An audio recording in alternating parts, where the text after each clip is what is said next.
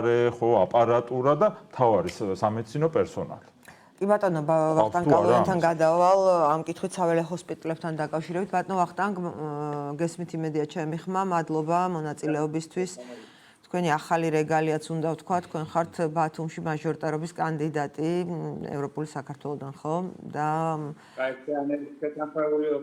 კი ბატონო, გაერთიანებული ოპოზიციის კანდიდატი და რა ვიცი, წარმატებებს გისურვებთ, თუმცა რამდენად მოიცლით საარჩევნო კამპანიისთვის, არ ვიცი, იმიტომ რომ საუბრობთ დღეს იმ მძიმე ვითარებაზე, რომელშიც თქვენ კამპანიის შემადგენელი არის ზუსტად რომელშიც თავიდან ბოლომდე ხართ ჩართული, თქვენ უკვე წელიწადზე მეტია ამ COVID სიტუაციაში. საველე ჰოსპიტალებიდან მინდა დავიწყოთ თქვენთან საუბარი, ბატონო ვახტანგ.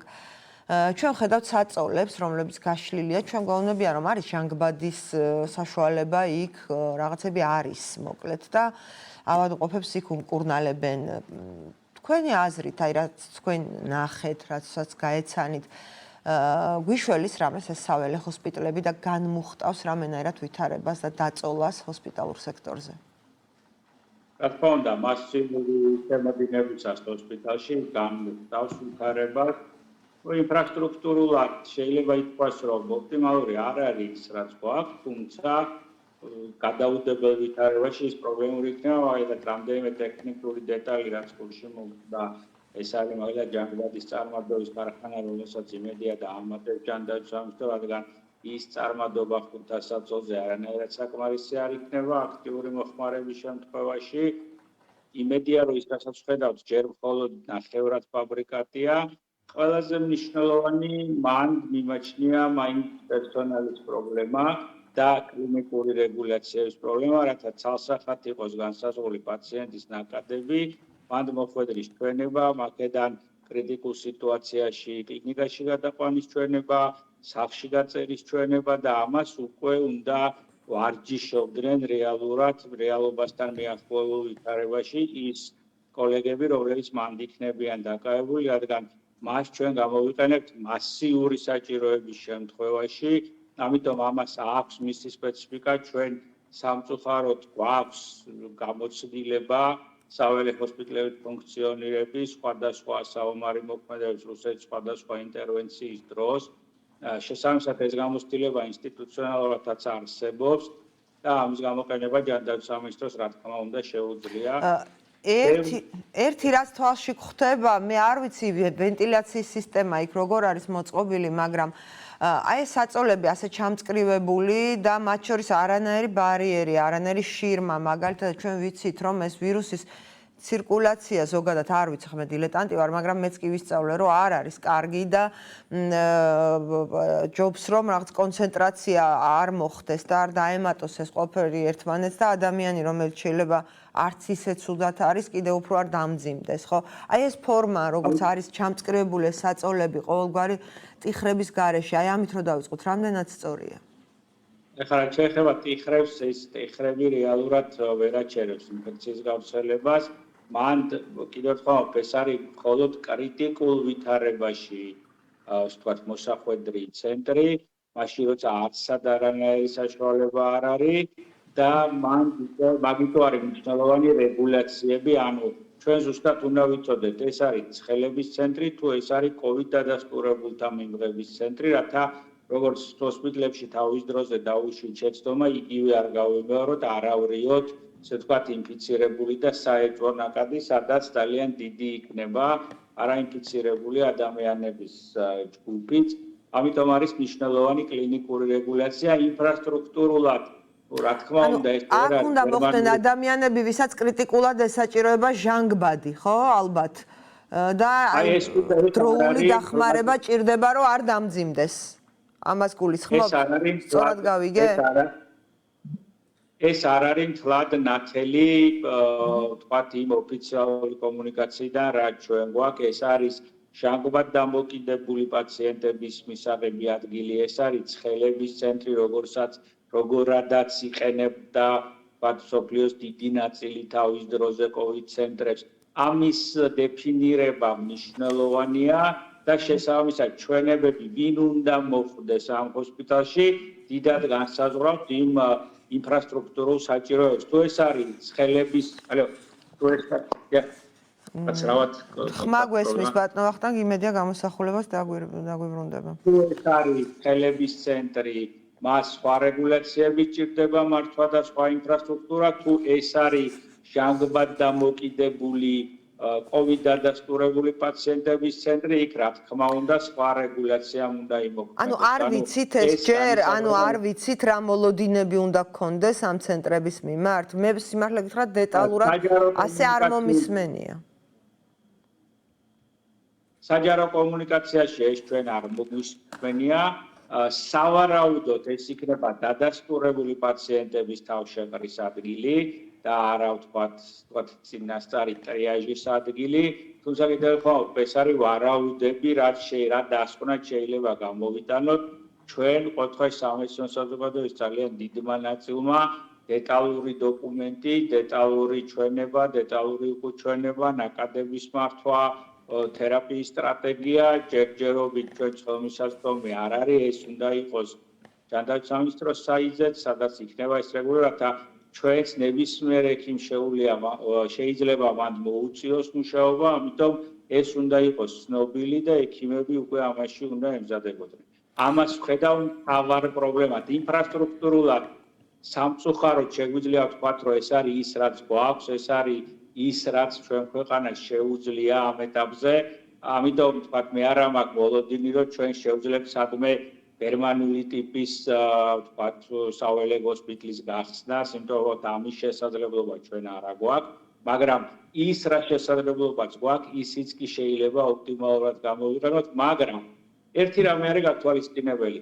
საქართველოში ჯერ კიდევ არის საწოლების რაოდენობა, საკმაოდ მნიშვნელოვანი, რომელიც შეუძლია ჯანდაცვის სამინისტრომ ლოგიკურად და სწორად გამოიყენოს.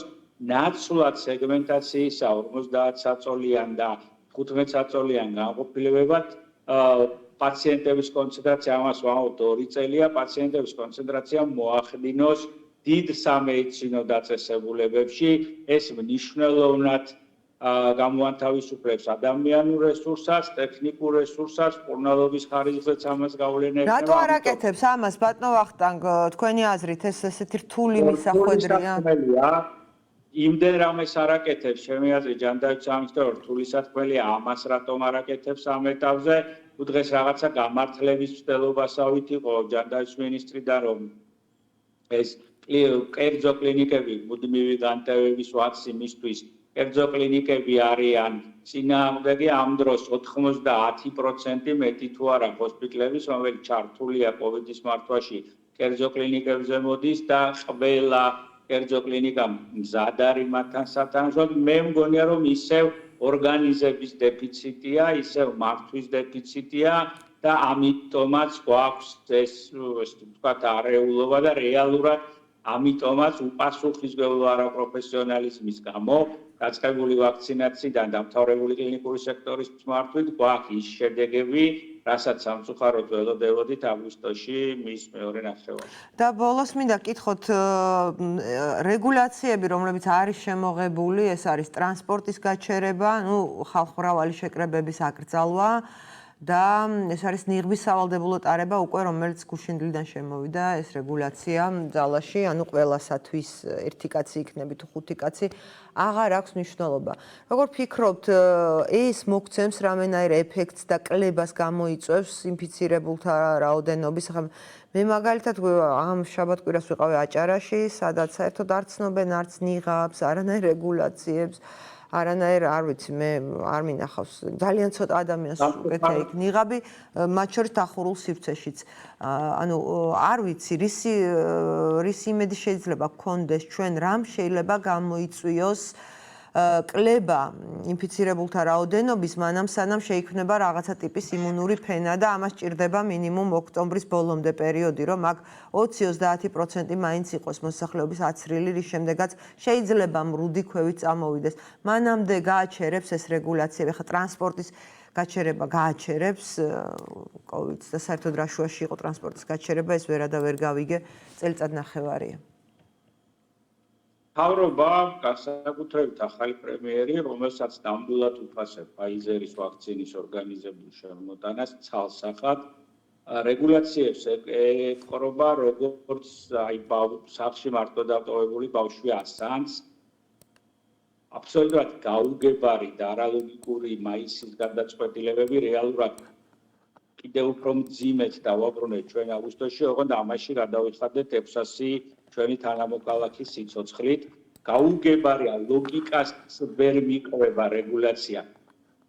თუ რეგულაციის შესრულების ხარისხი არ იქნა ძალიან მაღალი. ჩვენ მაისშიც კი რომ შეგვესრულებინა ის რეგულაციები, რაც მაშინ ჰქონდა და ძირითადად ეს იყო თავშეყრის ადგილების რეგულაცია და ეს იყო იღბის ტარების რეგულაცია, ჩვენ ამ ტრაგიკულ შედეგს არ მივიღებდით. სამწუხაროდ ეს ვერ მოხერხდა. რაც არ უნდა ერთ-ერთი რაც კარგად შეუძლია, ჩავკეტავთ ტრანსპორტს, ჩავკეტავთ ყველაფერს, ჩავკეტავთ ბანკიც, ჩავკეტავთ მარნეულს, ეს გამოსდის კარგად იქ, სადაც საპოლიციო ღონისძიებებია გასატარებელი, მაგრამ გონივრული მართვის რეჟიმში ვერ გადავიდა ვერც ბოლი მენეჯერის ხელისუფლება და ვერც ბატონი ღარიბაშვილის მთავრობა. ეს არის სტრატეგიული პრობლემა ჩვენი, რასაც მივყავართ ლოკდაუნისკენ, რეალურად გაჩერებული ტრანსპორტისკენ და ეს შემდეგ. რეგულაციების შესრულება არის გამოსავალი. ეს რეგულაცია ტრანსპორტის გაჩერებას მათ შორის იძულებითი ზომა, რა თქმა უნდა, გარკვეულ სტაბილიზაციას მოგცემს დაახლოებით გაჩერებიდან 2 კვირის განმავლობაში, თუმცა ჯერ სამწუხაროდ ეს ნიშნები არ ჩანს, მაგრამ ეს არის უზარმაზარი ფასი, რასაც ჩვენ საზოგადოება ვიხდით ამ ყველაფერში, საკუთარი ჯანმრთელობით აღარ ვსაუბრობ ეკონომიკაზე, შიმშილზე და ესე შემდეგ. ბატონო, ეს უდიდესი დარტყმა ადამიანებისთვის და ბიზნესისთვისაც, რომელსაც წვირთა დაწვება, მაგალითად თანამშრომლების ტრანსპორტირება. 27% არის გაზრდილი აჭარაში სოციალური შემწეობების, ესე ვთქვათ, მოსარგებლე ადამიანების რაოდენობა, ანუ იმ ადამიანების, ვინც საჭიროებს სოციალურ შემწეობას. ეს არის ძალიან ტრაგიკული და კატასტროფული ციფრი. ჩვენ ამის შედეგებს ნელ-ნელა ვნახავთ, ამიტომ არსებული რეგულაციების მკაცრი შესრულება და სულ არ ჭირდება ამას პოლიციური ღონისძიებები არის გამოსავალი. სხვა შემთხვევაში ჩვენ ვივლით ამ წრეზე და გადავიხდით ადამიანის სიცოცხლეებით.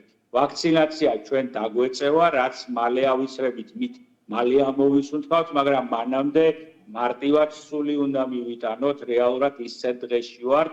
ამიტომ ეს 2 თვეს, სანამ ჩვენ მეტნაკლებ იმუნურ ფენას შევქმნით, რეგულაციების მართვის თვალსაჩინო არის სტრატეგიული და არანაირი მსგავსი ნიშანწყალიც კი ხელისუფლების მოქმედებაში სამწუხაროდ არ არის.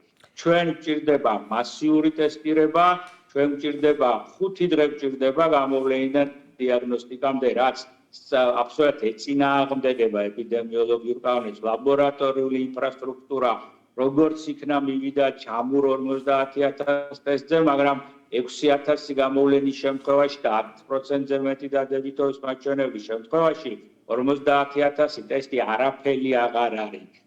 მაგრამ სისტემა ვერ ატარებს მეტი ტესტირებას, შესაბამისად უფრო სწრაფად ვერ ვახერხებთ ჩვენ დიაგნოსტიკას. ეს არის პრობლემების, ასე ვთქვათ, თავი და თავი. მადლობა. ამიტომ ვაქცინაცია არის გამოსავალი, რათა გადავრჩეთ შემოდგომაზე მაინც. მადლობა ბატონო, ხთან გადაცემაში მონაწილეობისთვის. გადმოდივართ სტუდიაში.